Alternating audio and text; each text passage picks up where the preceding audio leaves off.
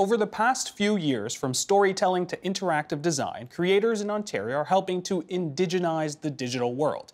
Here to explain in Ottawa via Skype, Hayley Lewis, who heads up our hub that covers Indigenous issues. Welcome to the show, Hayley. Thanks for having me. Now let's just get right to it. What does indigenizing mean? Yeah, so indigenizing is kind of like taking out that middleman. So basically what you're doing is, as an Indigenous person, you're creating something from the ground up. So you are just really, birthing it in all aspects of your indigeneity, your Indigenous culture, your Indigenous history. So it's just really creating something that is essentially entirely Indigenous. Now, in your article, you say Indigenous creators are moving away from the word decolonizing. Why is that? I think today we hear, decolonization and reconciliation all the time. And, it's not that they have lost their meaning, but in some cases they've become a bit more of a buzzword. So when you decolonize something, you have to go through that lengthy bureaucratic process in order to, basically dismantle this colonial power. So instead of decolonizing and, having it take a bit longer, they're just indigenizing these spaces by really creating something from the start. Can you give me an example exactly of how maybe the cyberspace is being indigenized? Yeah, there are so many examples. Some of the first that pop to my mind are, Lisa Jackson's Bit Upon First Light, which is a VR experience that kind of takes an Indigenous futuristic look at Toronto. There's Beth LaPonce's Thunderbird Strike, which is an Indigenous game that kind of looks at pipelines. There's also Abtech Island, which is done by Jason Edward Lewis and Scowanetti. And what they do is create this aboriginally determined location in cyberspace every week that you can kind of go and interact in. And then when we're looking at the creators that I spoke with, we have Megan Byrne, who is an Indigenous game designer. Brad Pine, who owns the E-Tribe Network, he has stuff about, they've got Resbox, which is an Indigenous dating app / website, Waboose, which is a Indigenous search engine, as well as TPB&B, which is kind of like an Indigenous homestay experience.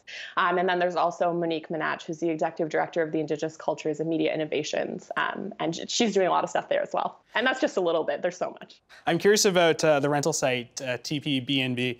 Would that be, exclusive to just Indigenous people, or is that open as well to non-Indigenous? Yeah, so what they're hoping is it to be open to non-Indigenous people as well. It's really just that all the hosts are Indigenous. So that can be on or off reserve. There's not as many hosts as Brad Pine would like at the current moment, as it did just launch.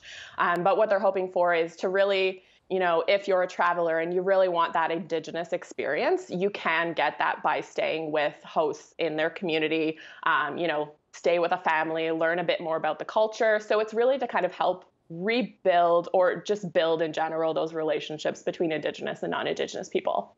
Now, I'm curious, you did work in the tourism industry as well when you lived in Ottawa, right? Oh, I did. I worked downtown, and one of the questions that I often would field from tourists was, where can I find the natives? Which, it just sends shivers down my spine. My response was always, you're looking at one. But, this kind of tackles that question in a different way, in a more, educational, safe way, where if people do really want to experience what it's like, to live with an Indigenous family or in an Indigenous community, they are given the opportunity to do so.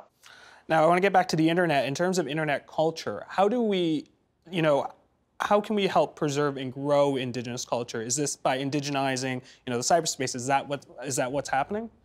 Yeah, so with internet and technology, we really are able to do so much more than we have in the past. Specifically, when you're thinking about from an Indigenous perspective, we're huge on oral culture and oral tradition. So being able to record not only audio, but video, it really helps to enrich that experience. One of the people I spoke with, Monique Minach, she was talking about how,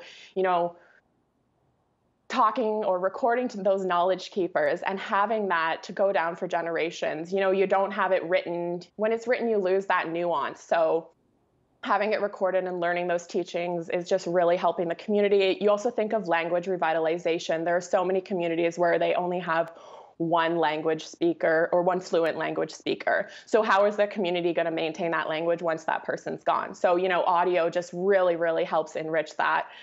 There's also when you think of, cultural appropriation when it comes to art or, earrings, even like the earrings that I have, for example, there's a lot of people that want to get these earrings. Mm-hmm. And if you go online and you just Google Indigenous beaded earrings, kind of hard to find. So some of the creators that I spoke with are looking to create these search engines where, if you type in Indigenous beaded earrings, what you're going to find is coming specifically from Indigenous people. So that like what you're getting is the actual real deal, and you don't have to do that extra labor yourself in trying to find it. I think this is something a lot of people in this province take for granted, but let's talk about how much a barrier, internet access is for First Nations communities. Yeah, I mean, we've seen a huge uptick in the connectivity since the late 1990s. And that was one of the things that Pine mentioned to me is that, some of his ventures didn't take off the way he wanted them to because of the poor connectivity in communities. So, he's relaunching them now because we have that better connectivity. But due to the remote locations of some communities, they just can't have that high-speed internet access that, that we have right here in Ottawa or there in Toronto. So while the CRTC did implement in 2016 that broadband internet access is a basic right for Canadians, there are some communities that still don't have them, and that's a huge barrier today. We're improving, we're getting there, but we're not there yet, and it's often due to just lack of general infrastructure overall as well. All right, Hayley Lewis, thank you so much. Some very important content. We will continue to check in with you. That's Hayley Lewis, our Indigenous Hub editor. Thank you again. Thanks so much. The Agenda with Steve Paikin is brought to you by the Chartered Professional Accountants of Ontario, helping businesses stay on the right side of change with strategic thinking, insightful decisions, and business leadership. Are you on the right side of change? Ask an Ontario CPA.